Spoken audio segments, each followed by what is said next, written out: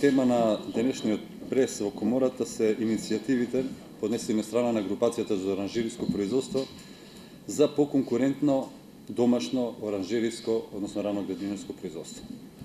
Јас ќе се обидам во наредните 20 минути да ви дадам одредени податоци кога е во прашање оваа стопанска гранка, проблемите и она што се проблеми со кои подолго време се судираат оранжериите и она што е ново, а после тоа ќе имаме можност да одговараме на вашите прашања. Македонија од приближно 1.300.000 хектари, кои што се земјоделско земјиште, некаде помалку од половината, околу 510.000 хектари се обработлива земјина површина. Од тие 414.000 хектари се подораници и бавчи, 15.000 хектари имаме овоштарници, 21.000 хектари се под илозија и 60.000 се под ливади. Оранжериите до неодамна опфаќаа површина од некои 250 хектари, но за жал, како резултат на проблемите со кои се соочуваат производителите, површините се намалени, денес имаме некаде околу 170 хектари под стакленици, тоа е значи скоро 1/3 имаме намалување на површини под стакленици. Инаку производството на градинарски култури има значајно влијание во доменот на извозот. Ова е практично оранжерите имаат практично изразит нето девизен ефект, што секако придонесува во подобрувањето на трговскиот биланс на земјата. 75%, односно над 20 милиони евра е извозот кој го прават оранжериите. Неколку години наназад ние апелираме за проблемите со кои тие се соочуваат, со што практично се отежнува работењето во крајно неповолни услови и како и нелојална конкуренција на пазарот. Ќе се обидам сите детално да ви ги објаснам. Значи, на прво место се субвенциите. Од производителите на раноградинарски култури ја поддржуваат програмата за субвенционирање во земјоделството, меѓутоа не се задоволни со висината на субвенциите кои тие ја добиваат. Имено од воведувањето на субвенциите па до денес, односно проекцијата која е до 2017 година направена, субвенциите се зголемуваат за 21 пат.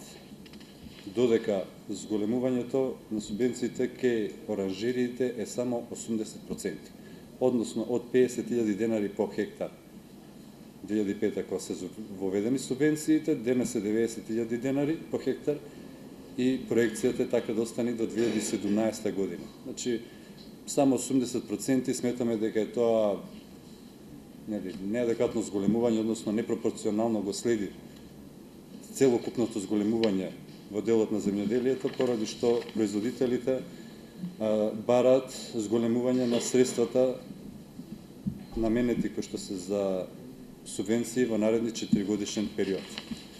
На второ место, она што исто така особено ја оптеретува ова стопанска дејност е високата цена на мазотот. Од вкупно, како што кажав, ева ако располагаме со тој податок, иако веќе претходно напоменав, имаме намалување во површините од оранжериите, околу 200 хектари до неодамна беа оранжери кои користат мазут, додека 50 хектари се загрева со термоминерални води. За жал, од 2009 година навамо, цената на мазутот е зголемена за 249%. Особено е важен податок ако се земе во предвид дека 70% па и повеќе од крајната цена на производот учествуваат енергетиците. Поради ваквото енормно зголемување, доаѓаме во една крајно неповолна ситуација, односно производителите доаѓаат во една неповолна ситуација кога имаме пореметување на целиот производен циклус. Наместо да имате раноградинарски култури во периодот, значи зима-пролет, кога и треба да бидат, тие го помераат целиот тој производен циклус за некаде март-април, кој се поклопува со пластеничкото производство. И во еден момент имате вишок од производи на пазарот, нормално. Конкуренција, цена се намалува, што практично негативно влијае во работата и на стаклениците, но и на пластениците.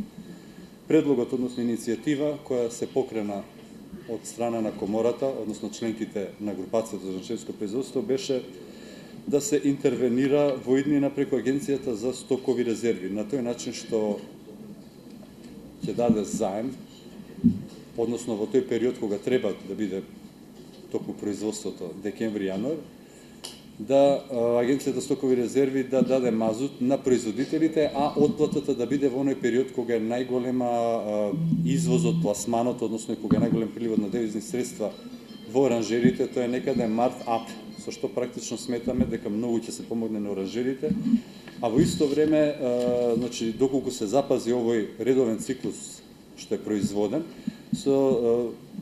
би се обезбедили услови за организирање на производство на втора култура во рамките на оранжериите, а тоа пак од друга страна ќе повлече и зголемување на бројот на вработените во текот на целата година и не отпуштање привремено на 5 до 6 месеци на вработени како што до сега се случуваше. Трет проблем е актуелниот повеќегодишен проблем со катастерот и иницијативата која во овој дел ја дадоа производителите. Како што знаете, производителите на раногодински култури веќе неколку години апелираат до надлежните органи, ресорните министерства, да се реши проблемот со земјиштето на оранжериите. Статусот на земјиштето, како и самите оранжерии од страна на надлежните институции не се решаваат и покрај регуларно поднесените и презентирани валидни документации издадени од надлежните органи за нивна изграда. Со последните измени кои се направива со Законот за земјоделско земјиште и обидот овој проблем да се реши, практично се направи уште поголем хаос, затоа што во законот се говори за начин на регулирање на бесправно изградени објекти. Што е малку нелогично, знаејќи дека сите тие се изградени во периодот од 1973 до 1978 година, врз основа на урбанистичка согласност, градежни одобренија издадени од надлежни органи, согласно законската регулатива во тој период и така натаму и така натаму. Конечното правно решавање на статусот на оранжериите и прифаќањето на статусот на оранжерии како правно изградени објекти, тоа е наше барање иницијатива, сметам дека во голема мера ќе придонесе за севкупното работење на овие правни субјекти, поаѓајќи пред се од потврдувањето на собственост како право за основа инвестиции, одржување, санација, модернизација, пристап до кредити во банките и фондови за развој на земјоделието. Тие, за жал, поради нерешеното катастарско прашање, како што знаете, немаат можност да аплицираат во банки, ниту пак во одредени фондови за користење на средства.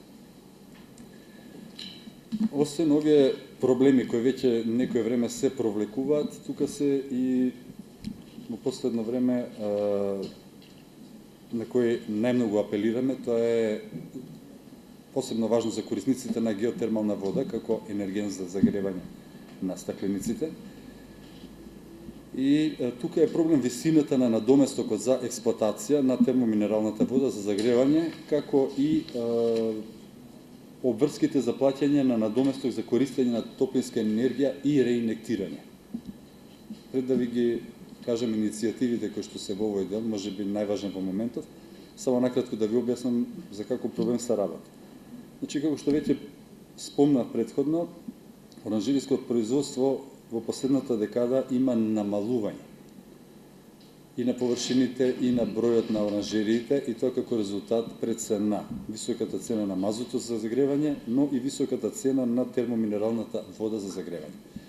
50 хектари кои што се под стакленици денес се загреваат со ваков тип на енергенс. Како последица на ваков начин на стопанисување, домашните производители се соочуваат со одредени негативни процеси. Тоа е пред се померање на самиот производен процес и негово доцење, при што се поклопуваат во исто време со производството, пластиничкото производство. Во исто време се ствара една дупка на пазарот, па имаме увоз на раногодинарски производи од земји кои имаат одредени компаративни предности, поволни климатски услови, тука пред се мисли на Албанија, Грција, Турција, Кипар. Имаме привремено 5 до 6 месеци отпуштање на вработените и се појавува хиперпродукција во еден краток временски период на годината, кога истовремено се прибира и оранжериското и пластеничкото производство. Ваквата статус кво ситуација очигледно не одговара нити на оранжериите, нити на пластениците, ниту пак на државата, сметаат производителите, членки од Стопанската комора. Објективно мали се шансите да биде намалена цената, и тоа за некои 50% на мазотот, колку што би била, значи, објективно прифатлива за загревање на оранжериите, економски исплатлива за одредено производство, се определува секој пат од страна и на регулаторната комисија и зависи од други фактори. Кога се во прашање термоминералните води, на седницата на 26.3.2013 година, во основа на член 11 став 1 од Законот за енергетика беше донесена програма за развој на оранжериско производство во периодот од 2013-2017 година, и во оваа програма јасно се потенцира дека целокупниот потенцијал за користење на геотермална енергија за грејење на оранжериите треба да се постави во корелација со земјоделството. И за таа цел беше дадена насока и на локалната самоуправа и на ресорните министерства да се одредат принципите и услови согласно кои ќе се користат постојните геотермални ресурси, но истовремено ќе се истражуваат нови во сите можни форми на инвестирање.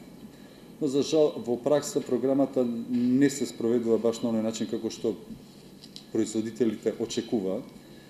Од страна на некои јавни предпријатија кои стопанисуваат со експлоатација на геотермалната вода, цената во меѓувреме беше подигната за 50%, а Министерството за економија објави тарифник за плаќање на доместок за искористена топлинска енергија од геотермална вода, при што енергијата која се добива од геотермалната вода беше споредена, практично на исто ниво ставена со енергијата која се добива со користење на други енергенси, односно мазот. Разликата во користење на овие на два енергенси е следната. При користење на мазот имате функционирање во затворени системи, каде што енергијата се користи целосно, односно 100%, додека при користење на геотермалните води се работи за отворени системи, каде што искористливоста на топлинската енергија е 10 до 50%. Па така, во ваков случај, споредувањето, односно изначувањето на цената на овие два енергенса е апсолутно нереална и неприфатлива. Како дополнително обтоварување на оранжериите, односно на производителите на раногодинарски култури, беше и дополнителен надоместок кој го воведе секторот за води од страна на Министерството за животна средина, и тоа во висина од 7 денари по метар кубен вода. Предлог, односно иницијатива на групацијата за оранжериско производство е да се одвојат, значи, цените на геотермалната вода, односно топлината која се користи од геотермалните води, да биде издвоена како посебен сегмент од цената која се наплатува за комунални туристички објекти и лекувалишта, каде што се користат геотермалните води. Само еден податок: за загревање на 6 хектари стакленичко производство во наши услови е потребно да се употреби некаде од 400 до 420.000 метри кубни геотермална вода со температура од 74 степени.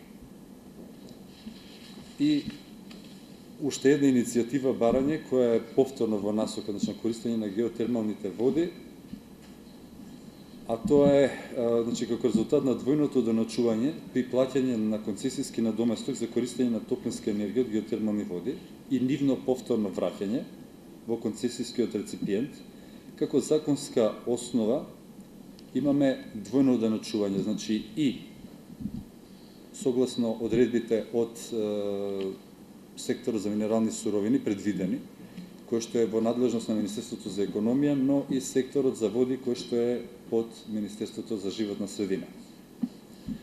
Групацијата предлага две иницијативи. Првата е поништување на законската одредба за плаќање на надоместок на Министерството за животна средина и просторно планирање за користење на топлинска енергија од геотермалната вода.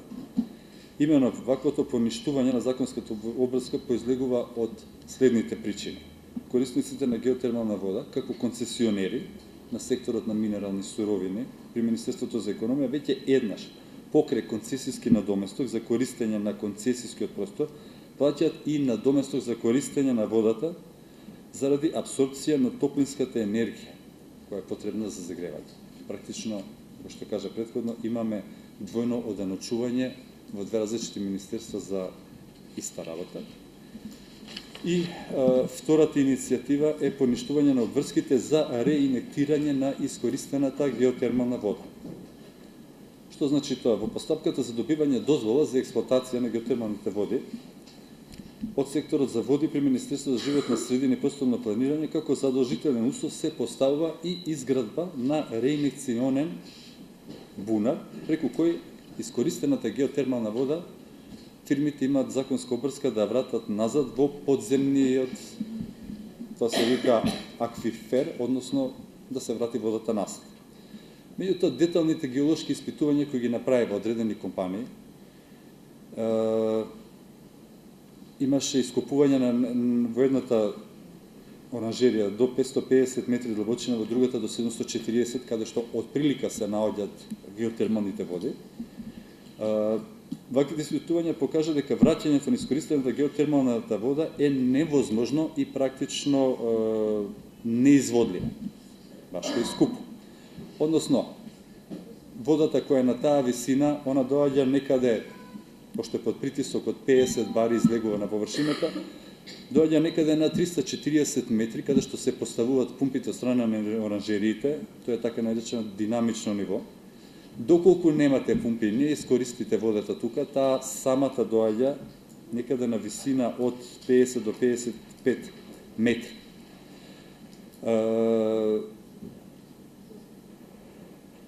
Сите досегашни геолошки истражувања покажа дека инектирањето на искористената геотермална вода во определено водно тело е неоправдана, невозможна и скапа. Од причина што вие треба да се соочите со притисок од 50 бари за да ја вратите водата назад, што е прилично тешко, што е невозможно, а во исто време ваквиот процес чини многу повеќе од колку да добиете концесија. Тоа е согласно информациите кои ги добивме од компаниите кои користат геотермални води. Иницијативата, односно предлогот на оранжериите е како замена за оваа законска обврска задолжително да се воведат пиезометри и пиезометриско мерење на нивото на подземните води. Тоа се апарати кои што се ставаат на самите пумпи и практично на ниво 340-350 метри, каде што вие црпите геотермалната вода за загревање. Тие во исто време го мерат нивото на водите. Практично, доколку имате пиезометар, ќе знаете во секој време каква е ситуацијата, дали имате, доколку црпите вода, дали имате намалување на нивото или не. Например, оранжерите кои што се во Кочани користат вакви апарати кои покажуваат дека и покрај користењето, црпењето, значи на геотермалните води, нема никакви промени во нивото. Значи, практично дека нема никакви последици.